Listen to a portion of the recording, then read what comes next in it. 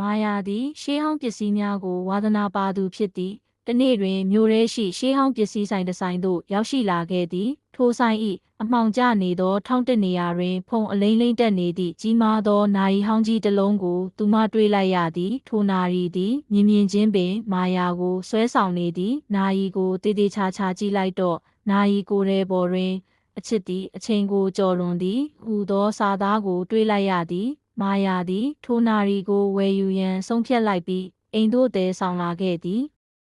အိမ်ရောက်တော်မာယာသည်နာရီဟောင်းကြီးပေါ်မှဖုံများကိုတုတ်တင်ရှင်းလင်းနေသည်တုတ်တင်ရင်းဖြင့်သူမ၏လက်ချောင်းများဖြင့်နာရီ၏ဘေးဘက်တွင်လျှို့ဝှက်ဆန်သောတောပေါက်ငယ်လေးတစ်ခုကိုစမ်းမိလိုက်သည်ဒါပါတောပေါက်ပါလိမ့်ဟုမာယာကတွေးလိုက်သည်သူမသည်ထိုတောပေါက်ကိုဖွင့်ရန်အတွက်မည်သည့်တော့ကိုအသုံးပြုရမည်ကိုမသိခဲ့ပေထို့ကြောင့်သူမသည်နာရီပြင်ဆိုင်သို့တွားရောက်ရန်ဆုံးဖြတ်လိုက်သည်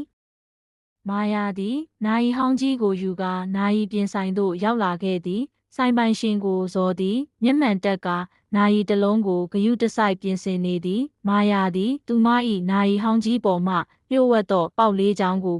ဇော်အားပြောပြလိုက်သည်ကိုဇော်သည်နာရီဟောင်းကြီးကိုတေချာစွာစစ်ဆေးပြီးနောက်ဒီနာရီကကျွန်တော်အဖိုးလက်ထက်ကပါဒီတော့ကဒါကိုဖွင့်ဖို့ပါဟုပြောကာတော့ငယ်လေးတစ်ခုကိုပေးလိုက်သည်မာယာလည်းအံ့ဩသွားပြီးစိတ်လှုပ်ရှားစွာဖြင့်တော့ကိုယူလိုက်သည်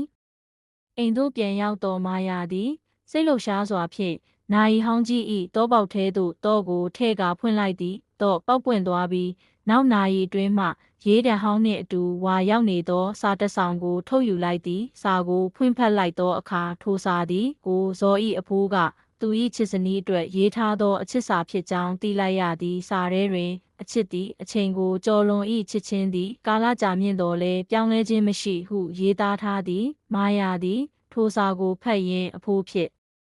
သူမပြောင်းလဲသောအချစ်မေတ္တာကိုခံစားမိကမျက်ရည်များပင်ဝဲလာခဲ့သည်မာယာသည်ထိုနာရီဟောင်းကြီးနှင့်စာရေးတံဟောင်းတို့ကိုတေချာစွာထိန်းသိမ်းထားသည်နာရီဟောင်းကြီးသည်အချိန်ကိုတိကျစွာပြနေပြီးတကအတန်များဖြင့်မာယာ၏အိမ်ကိုပိုမိုနှွေးထွေးစေခဲ့သည်မာယာသည်အချစ်သည်အချိန်ကိုကျော်လွန်သည်ဆိုသည့်အဓိပ္ပာယ်ကိုနာရီဟောင်းကြီး၏လျှို့ဝှက်ချက်မှတဆင့်နားလည်သွားခဲ့သည်